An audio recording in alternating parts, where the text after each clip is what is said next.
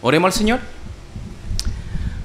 Padre bueno, Padre Santo, gracias por esta oportunidad, Señor, que nos da nuevamente de poder seguir estudiando su palabra, estudiando, Señor, el día de hoy la historia y ciertos personajes, Señor, que marcaron una era, marcaron un antes y un después, Señor, y fueron exponentes, Señor, primordiales en un periodo de la historia que era muy necesario, en que estos hombres hicieran lo que hicieron, Señor. Ayúdenos a investigarlos, ayúdenos, Señor, a poder darnos cuenta, Señor, de la relevancia de poder entender y poder estudiar el pasado, Señor, con el propósito, Señor, de que podamos entender el mundo en que vivimos y también entender, Señor, lo que tenemos que hacer como iglesia. Le agradecemos en el nombre de Jesús. Amén. Le animo, hermano, yo sé que con esta calor, ¿cierto? Es bien difícil concentrarse, pero vamos, que yo estoy seguro que sí se va a poder. ¿Qué vimos la semana pasada? ¿Alguien se recuerda?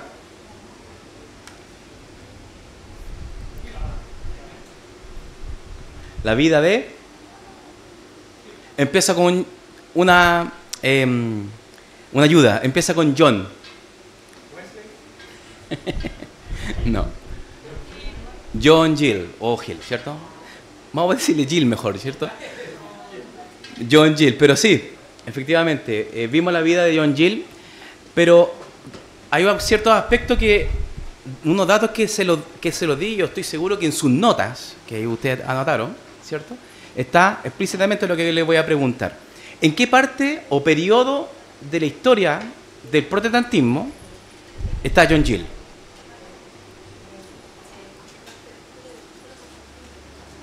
¿En qué parte de la historia? Ya, ¿qué siglo? Para ser más precisos.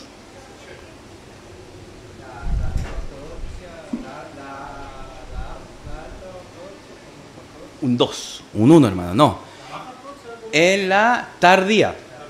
Pero sí, el hermano se recordó que efectivamente el periodo del protestantismo histórico se divide en 3 etapas. La ortodoxia temprana, la ortodoxia alta y la ortodoxia tardía. Efectivamente, John Gill está en la ortodoxia tardía, ¿cierto? El pastor sopló, dijo siglo XVIII. Y en ese periodo, hermano, es que estamos nosotros analizando, el siglo XVIII. Estamos antes, durante y después, en el periodo, ¿cierto? Que estamos hablando de John Gill, antes, durante y después del primer gran despertar. Para ustedes, recordemos, ¿qué fue el primer gran despertar? El primer gran despertar, ¿qué es? ¿Qué es? ¿Qué definición tenemos de él? ¿O cómo podemos identificarlo? ¿Qué es? Un avivamiento. ¿Qué personaje podemos recordar este primer gran despertar?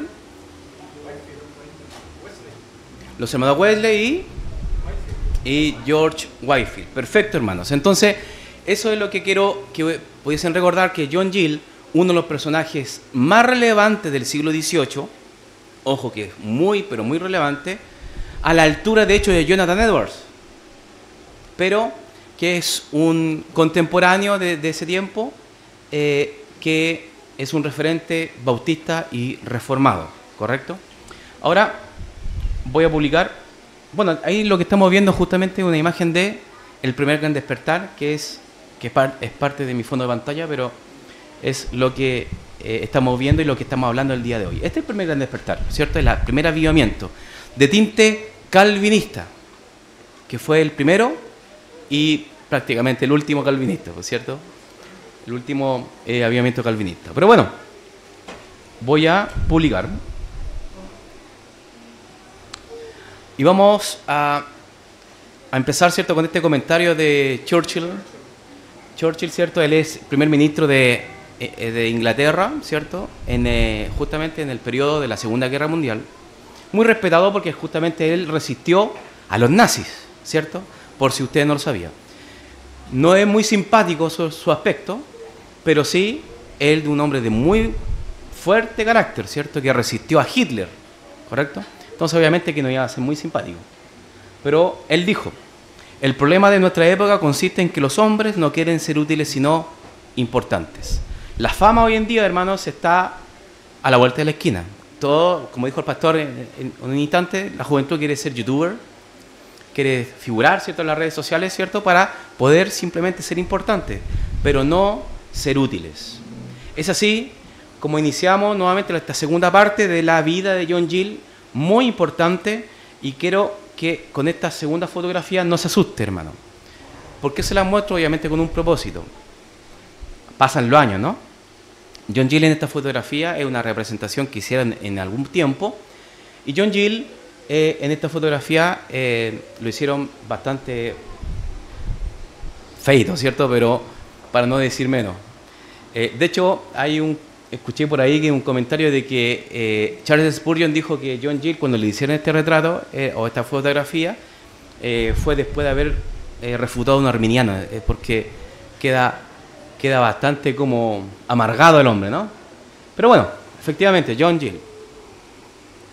Hemos visto, hermanos, que John Gill es un personaje que si nosotros quisiéramos estudiarlo, tendríamos que tener a un hermano exclusivamente para que estudie toda la vida de John Gill, hermano, y mandarlo a la universidad, y de vuelta todavía faltaría que estudiar de este hombre. Un hombre técnico, ¿cierto? A los 21 años fue nombrado pastor y pasó gran parte del tiempo en su oficina. Yo creo que un hombre, hermano, de que no fue tal vez de los pocos. Yo creo que por eso no fue tan conocido en el ambiente, en Inglaterra sí, pero a lo largo tal vez del mundo. En el mundo académico muy conocido, pero tal vez en las iglesias muy poco conocido. De hecho, el aspecto reformado, yo hablo de John Gill y no saben muy bien. Es como tan, no sé, pues como Jonathan Edwards, como que todo el mundo conoce a Jonathan Edwards. Owen, ¿cierto? John Owen. Conocen a estos hombres, estoy hablando de puritanos, hermano. Pero este hombre es muy poco conocido, pero que marcó un hito en el ambiente reformado bautista. Pasaba mucho tiempo en su oficina sin despreocuparse del rebaño. De hecho, él lo que hacía, organizaba a ancianos, hermanos dentro de la iglesia, y a diáconos en la necesidad de la iglesia. Pero él lo que hacía, y lo hacía muy bien, era el estudio personal, y hacía cátedra, hermano, tomos de diferentes fuentes y diferentes idiomas, ¿cierto? Para poder contribuir a la iglesia de Cristo. Era un momento, hermano, por eso está en la ortodoxia, pero en la tardía, la última ortodoxia, fue un momento donde él era uno de los más grandes mentes pensantes del momento, un referente en Inglaterra, en Londres. Existen más documentos que material técnico y que predicaciones de John Gill, más aspectos doctrinales duros, ¿cierto? Como doctrinas fundamentales, ¿cierto? Él trabajó muy fuerte en ese tema, pero Gill cuidó la predicación del Evangelio en su congregación.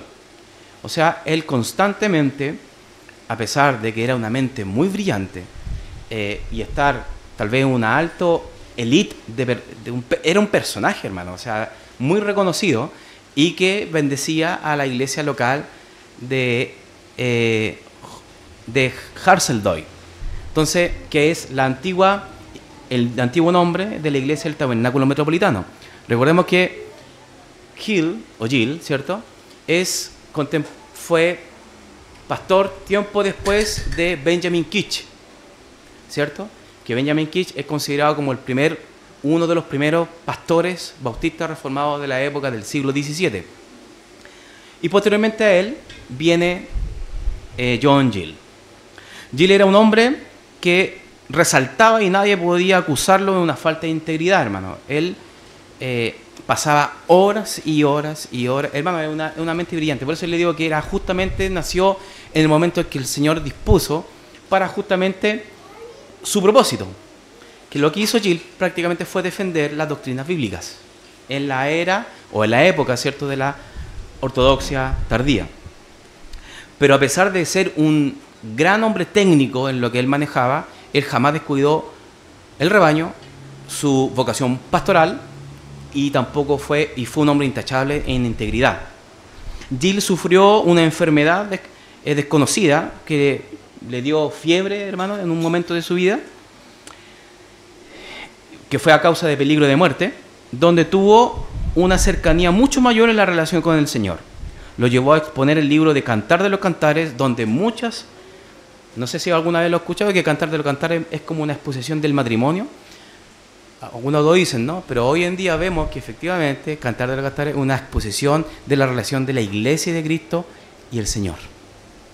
¿Se dan cuenta? Y él expuso justamente este punto. Defendió la doctrina de la inversión de la posición, de nuestra posición bautista, que estaba siendo atacada por un lado el anglicanismo. Recordemos el anglicanismo, que es la iglesia oficial o el movimiento oficial de Inglaterra, anglo, ¿no? Y por otro lado el presbiterianismo, que también estaba siendo atacado, los bautistas reformados. Yo creería que hasta el día de hoy todavía somos un poco atacados intelectualmente respecto a la práctica de la inversión completa, ¿cierto?, del creyente, credo bautista, ¿cierto? Sabiendo que el anglicanismo y el presbiterianismo tienen ellos sus raíces en el pálido bautismo, el bautismo de infantes. Gill, admirado por iglesias disidentes de Inglaterra, fue solicitado como instructor de pastores y obispos, hermanos, y ministros de otras denominaciones, no solamente la bautista reformada, sino que él lo llamaban para ser instructor, maestro de ministros, de obispos, ¿cierto?, anglicanos, presbiterianos, de otras denominaciones que son también reformadas, ¿se dan cuenta? Entonces, él fue prácticamente un maestro de maestros, ¿no? Fue un hombre que no viajaba mucho, sino que se dedicó a sus labores pastorales y de maestro bíblico. En 1748 recibió, hermanos, escuchen esto, un diploma de maestría en divinidad de la Universidad de Alderby, luego de una exposición que él realizaba y le salía como muy a flor de piel, siendo una proeza, ya que él no recibió estudios formales nunca, muy formales, siendo por ser bautista reformado. Y eso es un alto que hay que hablar de este tema. Los bautistas reformados del siglo XVII y XVIII no podían entrar a la universidad porque tenían que bautizarse y ser parte, ¿cierto?, del gobierno obispal, ¿cierto?, desde la iglesia anglicana. Entonces, los bautistas reformados generalmente estaban excluidos de los estudios formales, como también familias para que no se convirtieran sus hijos, familias bautistas reformadas, para que no se bautizasen sus hijos y se convirtiesen en anglicanos, ¿cierto? Ellos decidían no llevarlo a escuelas, colegios, ¿cierto?, formales de la época. Entonces, por eso generalmente los bautistas de esta época eran bien autodidactas. Pero bueno, por esa razón Gill no tuvo una formación formal, pero a pesar de esto, en esta fecha recibió ya su diploma, ¿cierto?, en teología o en divinidad. Desde ese entonces se le da el nombre del Dr. Gill y empezó a utilizar esta peluca tan peculiar, hermano, porque era de la época, ¿cierto? Hoy en día ya no es muy necesario, ¿cierto?, porque no sería como bien extraño. Pero en esa época, en el siglo XVIII, sobre todo en esta época, era una especie de podría decirse una cotona blanca de un doctor, ¿no?, que hasta el día de hoy se mantiene, pero en ese entonces era la peluca que le daba un título. Era muy normal en ese entonces. Siempre les traigo una historia como random, un poco extraña, respecto a la vida de Gill, y que lleva por título La melodía de David.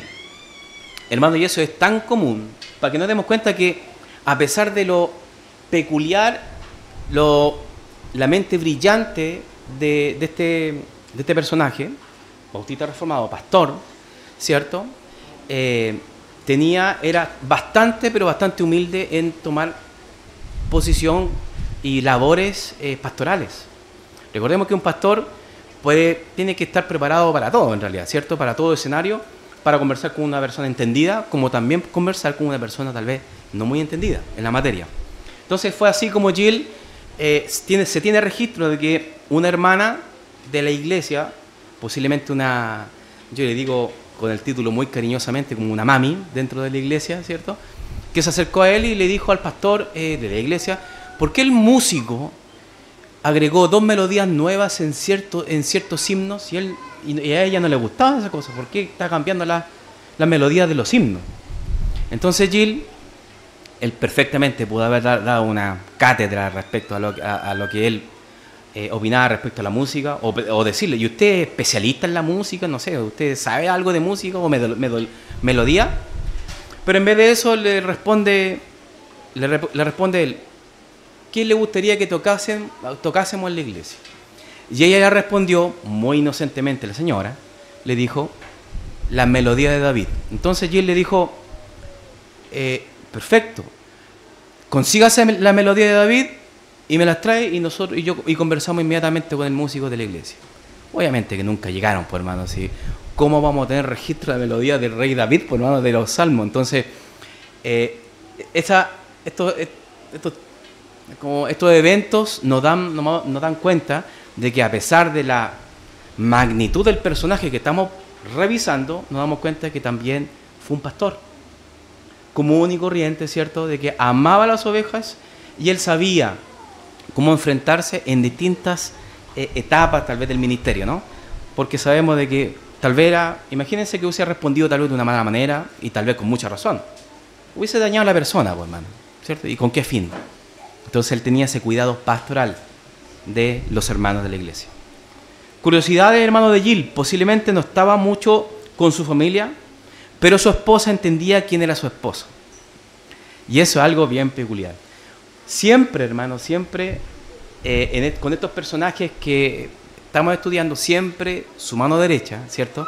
O en este caso su compañera, su ayuda idónea, efectivamente es una compañera idónea para el personaje, pues, hermano. Él necesitaba mucho tiempo, y sobre todo tiempo para poder estudiar. Entonces su esposa sabía efectivamente de quién era John Gill, ¿cierto? Ahora hay un antecedente que cuando él bajaba para estar con su familia era solamente estar en el almuerzo. Al almuerzo él conversaba con su familia, posiblemente hacía sus devocionales, hablaban respecto a la palabra del Señor, ¡pum! Y volvía a su oficina, ¿cierto? Era un hombre bastante pasivo, no era muy en el sentido de que no se movía mucho, hermano. ¿Sí? En realidad iba a la iglesia, iba a su casa, y iba al lugar de instrucción de los pastores, y eso era la vida de Gill hasta que falleció. ¿Se dan cuenta? Pero fue importante. Tomaba leche con chocolate, hermano, porque él decía de que todas las mañanas, porque él simplemente decía de que él era bastante nutriente, entonces le daba bastante energía. Ahora, era bien peculiar esto, hermano. ¿Por qué le doy estos datos tan como importantes? O dar la impresión que no fuesen importantes, pero son importantes, hermano. Porque él administraba muy bien su tiempo. Y de hecho, él, a diferencia de otros personajes de la historia, ¿cierto? De esta época, muchos se levantaban a las 4 de la mañana, hermano, para poder estudiar y hacer todas sus cosas. Y después ya a las 8 de la noche ya estaban durmiendo. Gill no era así. Yo creo que le gustaba dormir, pero se levantaba, yo creería, hay algunos comentarios que dicen a las 6 de la mañana, a las 7, pero yo creería como buen cristiano a las 8 de la mañana debería estar recién levantándose, pero él ocupaba muy bien su tiempo, bastante bien. Se reunía, no muy seguido, a tomar café, hermanos, ríanse conmigo, y fumar con otros ministros y pastores, no solo bautistas, sino de otras denominaciones. ¿Por qué le digo esto, hermano? Porque en ese tiempo fumar tabaco era muy normal. Y no quiero que se entere por fuera, se enteró por mí, que efectivamente en este tiempo, en el siglo XVIII, muchos de los personajes, sobre todo de la alta sociedad, ¿qué hacían? Fumar pipa, ¿cierto? Tabaco. Era muy común. Y tomar café. Era algo propiamente de la época.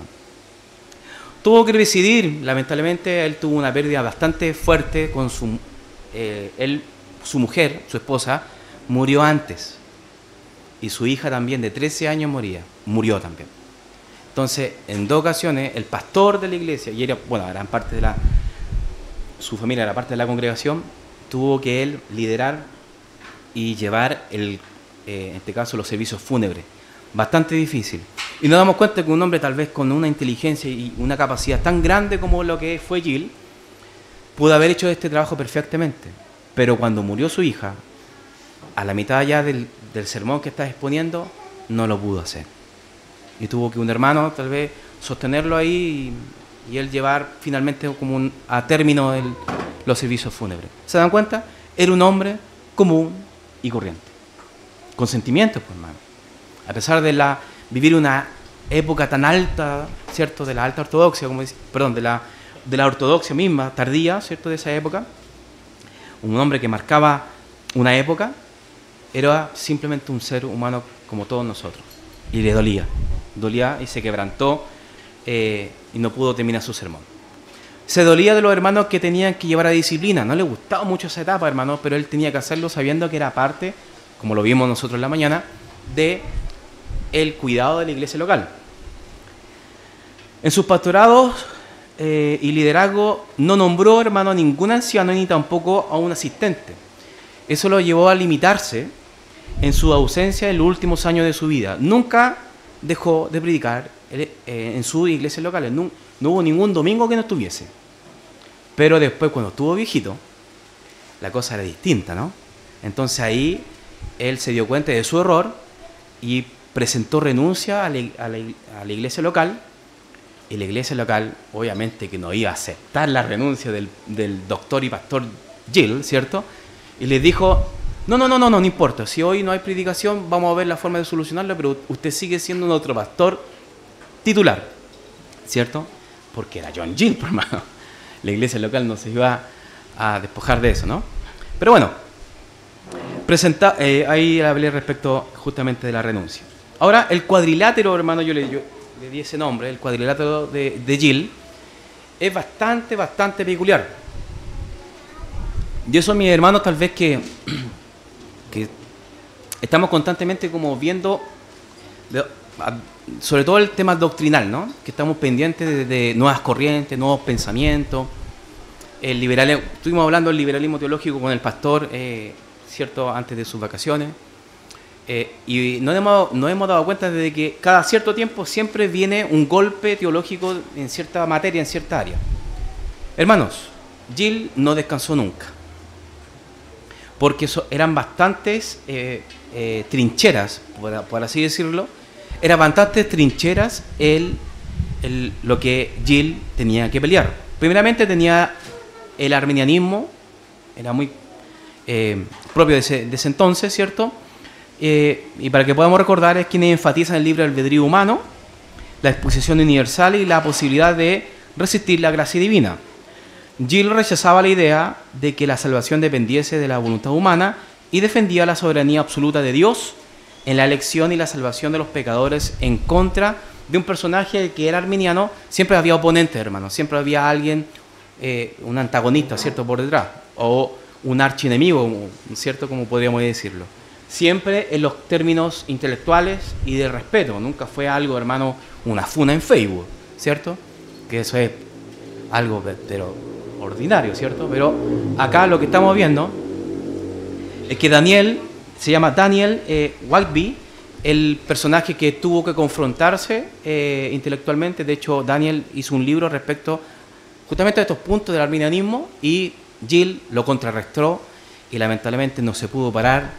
Ese hombre, Daniel, no pudo pararse en contra de Gill por lo robusto, ¿cierto?, del argumento. El otro enemigo, ¿cierto?, que trabajó, que tuvo que pelear Gill es el socinianismo, que prácticamente solo unicitario, hermanos, que negaban la Trinidad, la deidad de Cristo y la expiación sustitutiva. En su defensa de la Trinidad y la deidad de Cristo, Gill argumenta a favor de la expiación sustitutiva como un componente esencial de la redención, algo que estos hombres, ¿cierto?, que sostenían el socinianismo, lo rechazaban. Entonces ya tenemos dos frentes de batalla que Gill estaba también peleando. Por otro lado, recordemos que el siglo XVIII estaba recién incorporándose ya en este tiempo la ilustración, hermanos. Entonces ya habían mentes pensantes como lo habíamos visto tiempos atrás, como lo fue Galileo Galilei, ¿se recuerdan de ellos? Isaac Newton en ese entonces. El deísmo como tal. Entonces, si bien el deísmo no niega la existencia de Dios, pero lo que ellos dicen de que Dios no se involucra en la creación. Es como un agente inactivo. Le dio el primer impulso y de ahí no se metió más. Eso vemos que va en contra de la soberanía y la providencia de Dios. Entonces, obviamente, de que eso, el deísmo es algo que nosotros nos alejamos. ¿Y qué sucedió con Gill? Criticó el deísmo por negar la autoridad de la Escritura y la necesidad de la gracia salvadora. Defendió la doctrina bíblica de la intervención activa de Dios en la creación y la redención. Otro, el antinomianismo. El antinomianismo sostiene que los creyentes están bajo la gracia y no bajo la ley. No están obligados a obedecer las leyes morales, ¿cierto? Tal vez en más de una oportunidad nos hemos encontrado con gente así. Pero Gill defendió la idea de que aunque la salvación no depende de las obras, los cristianos regenerados están llamados a vivir en una santidad como fruto de la gracia. También tuvo que enfrentarse al pelagianismo, tal vez algo muy clásico, hermano, que esto ya viene llegando del siglo IV. Pero sí, a pesar de que Pelagio está bastante muerto ya aquí en estas fechas, pero aún así sus doctrinas siguen vigentes. El pelagianismo enseña que los seres humanos tienen la capacidad de alcanzar la salvación sin la necesidad de la gracia divina, o sea, que no están completamente corrompidos por el pecado, ¿cierto? Gill rechazó rotundamente el pelagianismo, afirmando la depravación total del ser humano y la necesidad de la regeneración por la obra soberana del Espíritu Santo. También había otro movimiento dentro que también Gill peleó, ¿cierto? Que en el frente, como frente de batalla, el universalismo. Esto finalmente argumenta que todos son salvos, ¿cierto? Negando la realidad del juicio eterno. Gill defendió la doctrina bíblica del infierno y la idea de que solo los elegidos son salvos, mientras que los impíos se enfrentan a la condenación eterna. Otros más, hermano, es algo sin parar, de verdad que había bastantes lugares que Gill tuvo que enfrentarse. El arrianismo, ¿cierto? Arrio, esto estamos hablando, hermano, de que son doctrinas que vienen del Concilio de Nicea, pues, hermano, en el 325.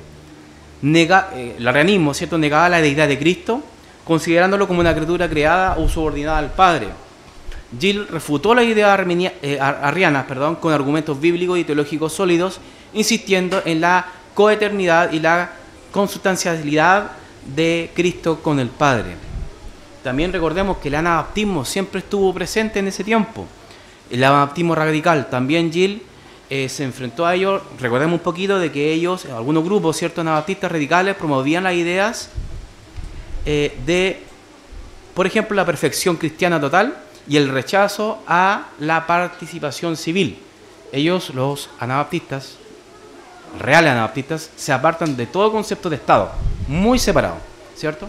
Y Gill, aunque compartía algunos puntos con los anabaptistas respecto al bautismo de creyentes, pero solamente el concepto de la realización del bautismo, porque el concepto de bautismo que tienen algunos anabaptistas difiere completamente a nuestra posición reformada. Bueno, Gill, ¿cierto?, rechazaba sus ideas radicales, particularmente aquellas que considera contrarias a una interpretación equilibrada de la Escritura, como por ejemplo lo fue el Estado. Ahora, tenemos títulos, hermanos, que son bastante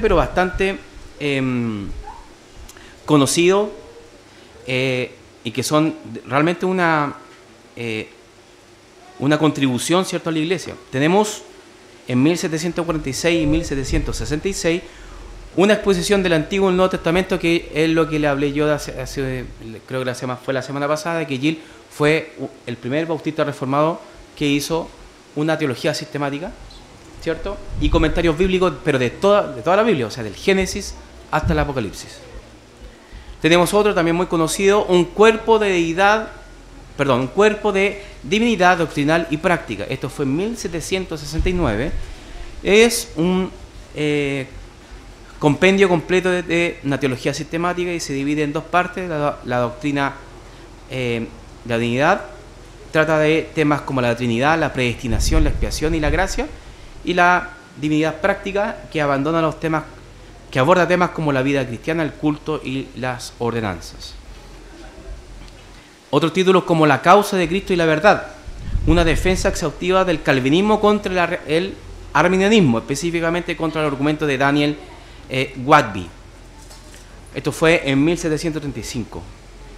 También hay otro título, la disertación sobre la lengua hebrea, judía, etc. Recordemos que él era un experto en la traducción de los idiomas originales en que cuales fueron escritos las escrituras, ¿cierto? Entonces él también hizo una exposición de ello.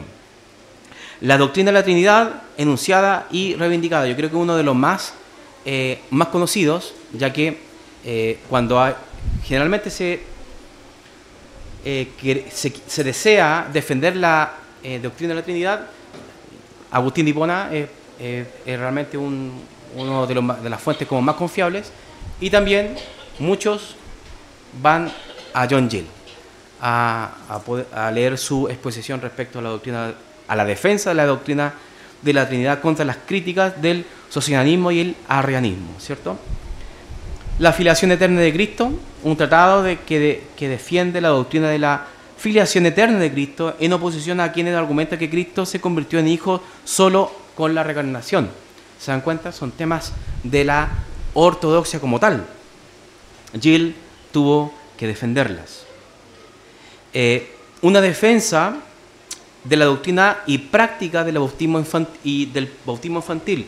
Fue una refutación en la práctica del bautismo infantil en defensa del bautismo de creyentes basado en la fe consciente. Y finalmente, esto fue un extracto, hermano, porque hay muchos más artículos que ven este tipo de... que Gill abordó el derecho divino del bautismo infantil, examinado y refutado. Expone por qué el bautismo infantil no tiene base bíblica, reafirmando su postura bautista. Y eso es, hermano, creía yo que el 40% de lo que él escribió, lo que acabo yo de decirle, ¿cierto? Pero estos son los títulos, ¿cierto? De lo, ¿cómo se dice cuando el pastor van premier? ¿Cierto? Lo mejor que tiene Gill, ¿cierto? Muy pocas predicaciones, más temas técnicos. Y eso es algo que, hermano, que tenemos que también sopesar. Para que podamos darnos cuenta. Ya dijimos que con Jonathan Edwards es un contemporáneo, ¿cierto? Y prácticamente bajo el mismo nivel. Pero Edwards, él fue más pastoral y filosófico. Mientras que Gill fue 100% técnico. Doctrina pura. 100% técnico en ese ambiente. Bueno, para terminar, hermanos, y ya dejar materia para la próxima semana, ya como la tercera parte de Gill, hermano, podríamos hacer la segunda, tercera, cuarta, quinta, sexta, séptima y octava, pero el tiempo se nos va. Tenemos que hacer un paralelo. La decadencia doctrinal en Londres. Recordemos que todo esto viene, hermano, de Gill, es contemporáneo justamente al primer gran despertar y el movimiento metodista. Gill estaba siendo pastor de la iglesia antes del primer gran despertar, pero ya se estaba escuchando de ciertos grupos de jóvenes que estaban impulsando esto, ciertos grupos de jóvenes que estaban buscando reavivar las vidas, ¿cierto? De simplemente al pueblo de Dios, ¿cierto? Que se adoptaba las doctrinas, pero sin corazón.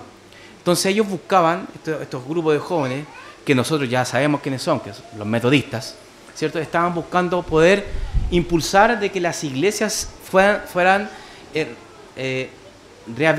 revitalizadas, ¿cierto? Y que pudiesen impulsar esto para el beneficio del pueblo de Dios en Inglaterra y en Londres.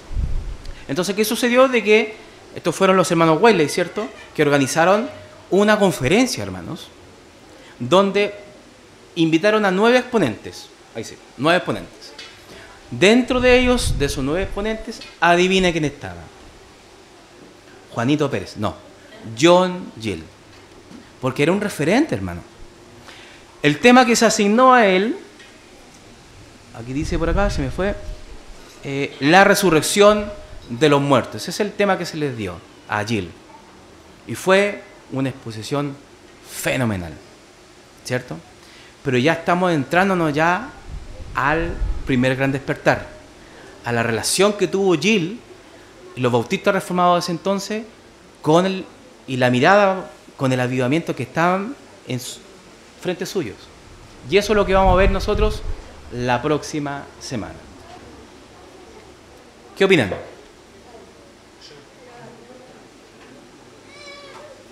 Bueno, dudas, hermanos, consultas, preguntas.